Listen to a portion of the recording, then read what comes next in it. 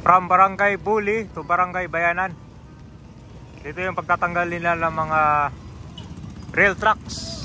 So sa likod naman ito po yung Star Mall Alabang na dinidemolish na rin to. So dito natanggal na yung mga rail tracks. Ito ang South Commuter Railway Project. Itong operation na to from Alabang to Calamba ay nagsarado na. So ngayon, kung mapapansin nyo, itong daanan ng train ngayon ay inaalis na yung mga rail tracks. Tapos, maglalagay nila dito ng mga fence. Ngayon naman ating lalakbayin itong lugar na to dito kasi malawak pa to eh. Kumbaga, malaking developments ang abangan natin dito. Tingnan din natin itong service road kasi marami pang mga obstruction or mga kabayan ang tatamaan dito. Dito sa may Alabang PNR Station, ito po yung Star Mall Alabang, kung saan ito yung dating nasunog at ngayon tuluyan na siyang dinemolish. Halos sa harap wala na siya, dito na lang sa likod yung mga natitira. Ang North-South Commuter Railway Project ay mahigit 147 kilometers na magsisimula dito sa may Clark hanggang dun sa may Calamba, Laguna. Ngayon naman ating i-feature itong area ng Alabang, Muntinlupa.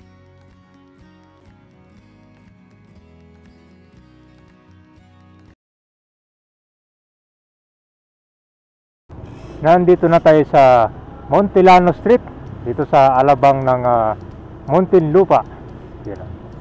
So pupunta tayo ngayon dito sa PNR Alabang Station. Mag-update tayo ng NSCR project ngayon. Dito naman tayo sa South. Bali wala na palang operation ng PNR dito Ito na siya guys, so malapit sa Alabang Central Mall. Ayan. Unting tinatanggal na yung relays ng dito PNR. Meron din sa kabilang side. Ito naman yung PNR Alabang Station. Halos sarado na dito.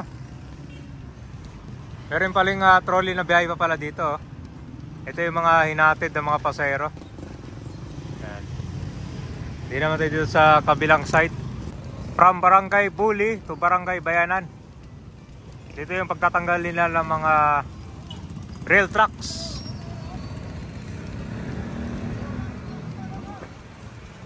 So halos nakasirado na pala yung dito.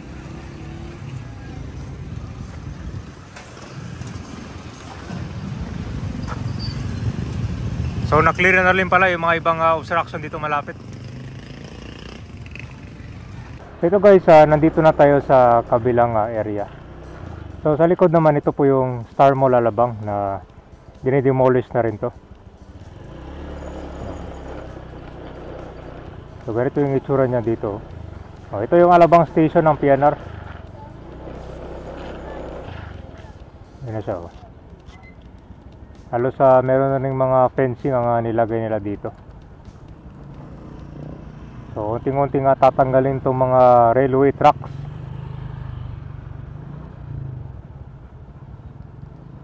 Grabe, halos nakalbo na yung Star Mall Alabang, kitang-kita mo dito. Ito yung nasunog nung taong 2022, pero abangan natin yung panibagong development dyan. Ito naman sa kabilang side din, sarado na rin. Yan yung sa merong kalsada. So ito yung nilagay nila ng fence, tapos ito yung Alabang PNR Station, no?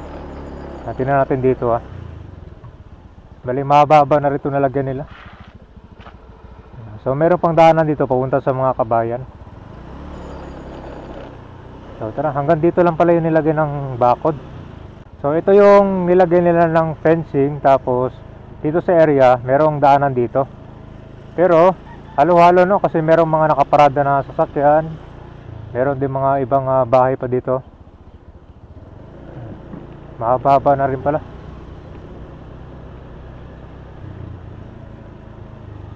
Dito sa tulay, ito na yung bayanan. So tingnan natin dito May pa rin mga bahay pa pala malapit dito sa may daanan ng kalsada. Kasi yung bakod hanggang dito lang naman siya So dito siya, parang daanan to ng mga sasakyan. Ito na tayo sa boundary ng Alabang tsaka Bayanan. Yan. So dito natanggal na yung mga rail tracks. Pero ayon sa... So soon, magiging elevated itong daanan ng train ngayon. Kaya malaking improvement ang abangan natin dito.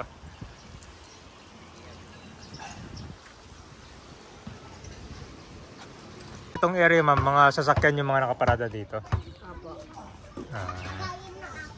Ilang taon na kayo nakatira dito ma'am? Magana po ako 70. Pero doon po kaya ako dati sa loob po. Sa loob pa?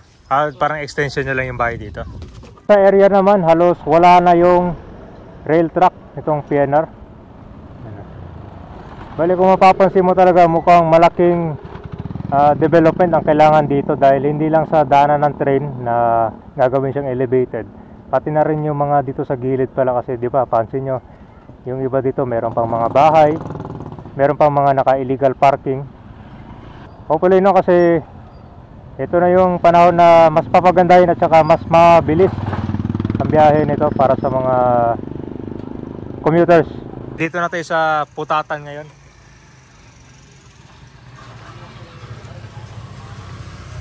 So ganun din pala, mas marami.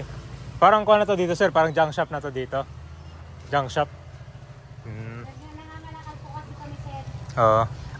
Dito na rin kayo nakatira ma'am. Opo. Tapos yan pong kalakal na iniipon lang po namin yan. Gawa ng Sabaduhan po namin binibenta para medyo malaki ang isa. Parang isang bagsakan nyo binibenta ma'am. So malaki pala ang sasakupin ma'am kapag kasama to dito, no? Alright. Malawak pala. Okay, so yan yung sitwasyon dito sa may ikon kami, Putatan, Balikon pala, mahaba pa. Dito nakabakod na rin. Dito sa tabi ng PNR Alabang Station ay yung dating Star Mall Alabang. Sa ngayon, patuloy pa rin ang pagkakaroon dito ng demolition.